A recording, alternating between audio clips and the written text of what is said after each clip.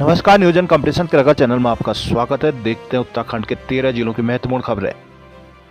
भारत ने चिनाब नदी का जल प्रवाह रोका। पहलगाम हमले के बाद पाकिस्तान के खिलाफ एक और कड़ा कदम उठाते हुए भारत ने चिनाब नदी में बगलिहार बांध से जल प्रवाह रोक दिया है। झेलम नदी पर बनी किशनगंगा बांध को लेकर भी भारत ऐसा ही कदम उठाने की योजना बना रहा है। सूत्रों ने रविवार को बताया कि जम्मू के रामबन में बगलिहार जल विद्युत बांध और उत्तरी कश्मीर में किशनगंगा जल विद्युत बांध को पानी छोड़ने के समय को नियंत्रित करने की क्षमता देते हैं। इसे भारत सरकार ने दर्शकों को पुरानी सिंधु नदी जल संधि को स्थगित कर दिया है। विश्व बैंक की मान्य मध्यस्थता से ही जल संधि ने 1960 में से भारत और पाकिस्तान के बीच सिंधु और उसकी सहायक नदियों के उपयोग को नियंत्रित किया है। उत्तराखंड मौसम। उत्तराखंड में अगले 3 दिन बारिश ओलावृष्टि का अलर्ट।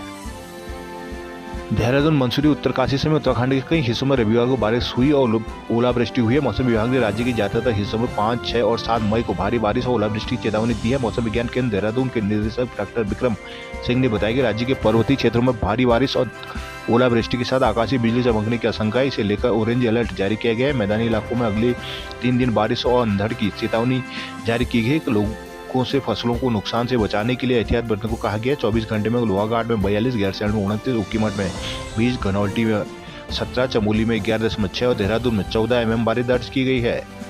देहरादून, गर्भवतियों को बेवजह रेफर किया तो अस्पतालों पर होगी कार्रवाई।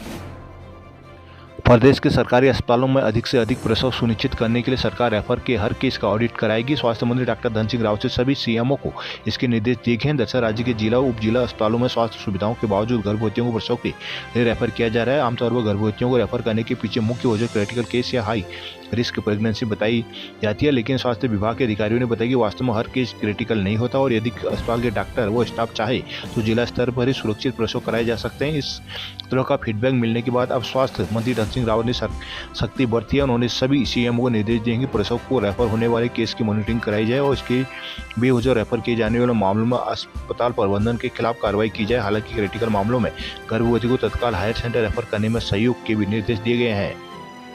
चमोली में जियो थर्मल पावर के लिए 7 स्नान किए गए चिन्हित। बड़कोट और नौगांव क्षेत्र में ओले गिरने से फसलों को हुआ नुकसान। रविवार को मौसम बदलने पर यमुना घाटी में जमकर बारिश और ओलावृष्टि हुई।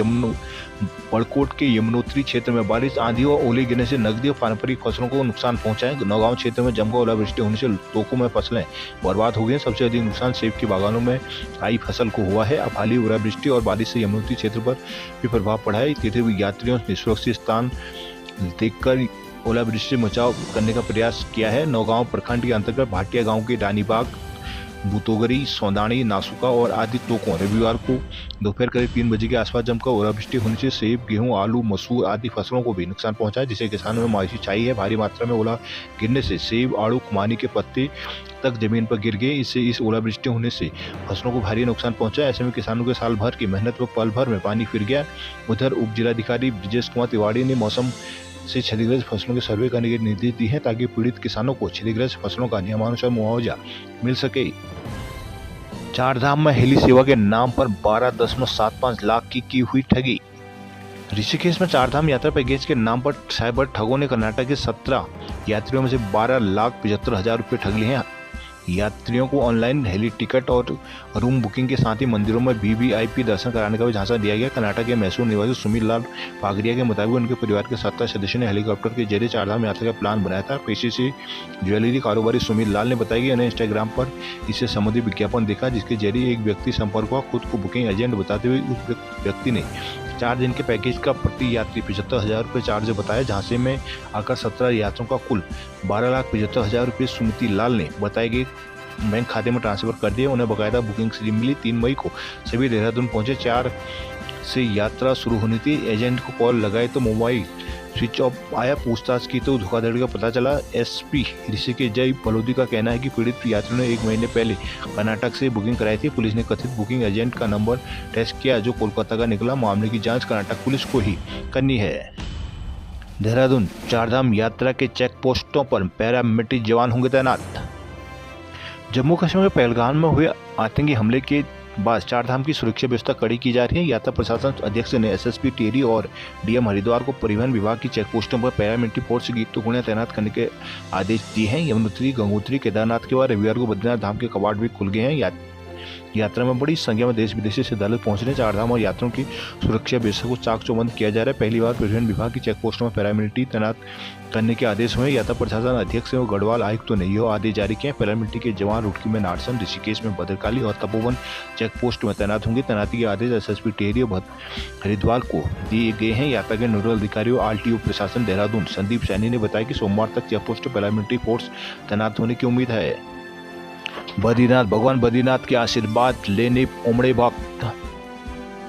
बद्रीनाथ धाम के कपाट रविवार को सुबह 6 बजकर वैदिक मंत्रोच्चार के साथ ग्रीष्मकाल के लिए खोल दिए गए थे। इस दौरान मुख्यमंत्री पुष्कर सिंह धामी के साथ ही देश और दुनिया के 15,000 से अधिक श्रद्धालुओं ने भगवान बद्री विशाल के अखंड ज्योति के दर्शन किए हैं। बद्री धाम के कपाट खोलने के साथ ही उत्तराखंड के चारधाम यात्रा का विधि और शुभारंभ हो गया है। कपाट खोलने के मौके पर मुख्यमंत्री पुष्कर सिंह धामी ने प्रधानमंत्री नरेंद्र मोदी के नाम से पहला महाभिषेक पूजा कर देश और राज्य की सुख समृद्धि की कामना की है।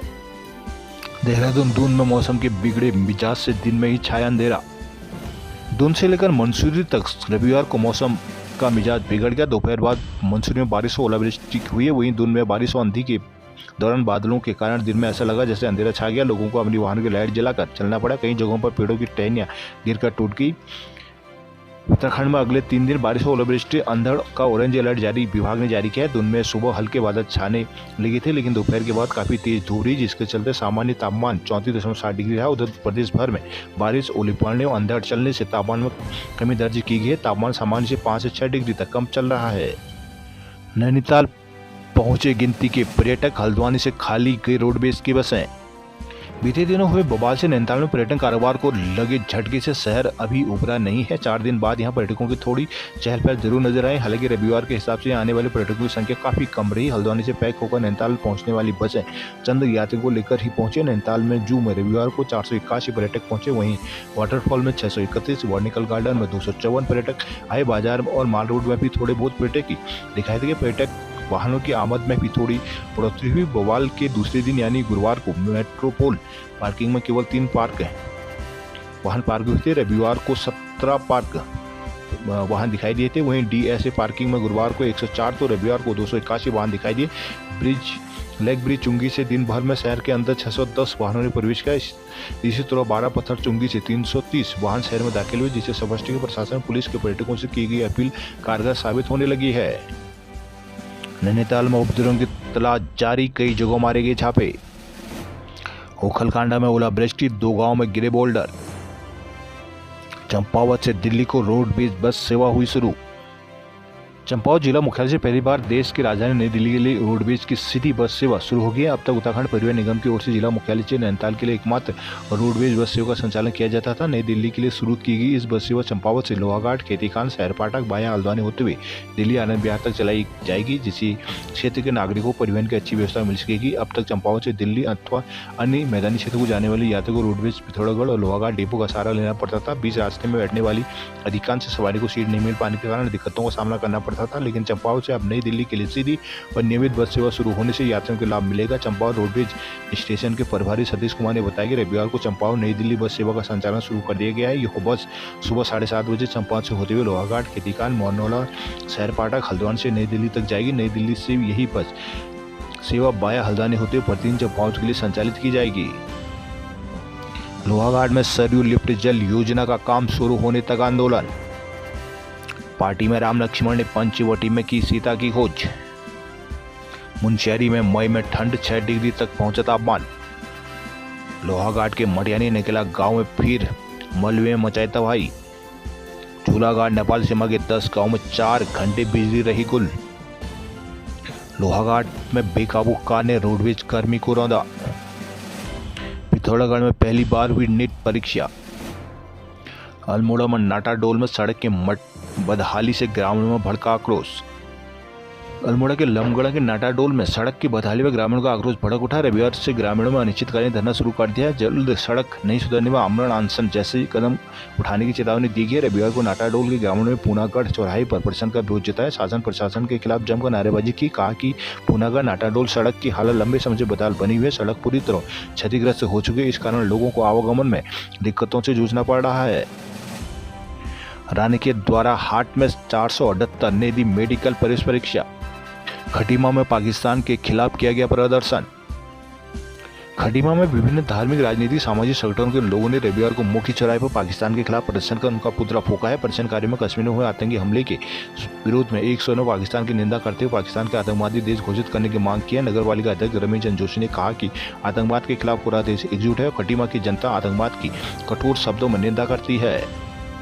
भारतीय जूजित्सु टीम में उत्तराखंड के 5 खिलाड़ियों का हुआ चयन। सितारगंज में आक्रोशित महिलाओं ने अंग्रेजी शराब की दुकान में ताले जड़े।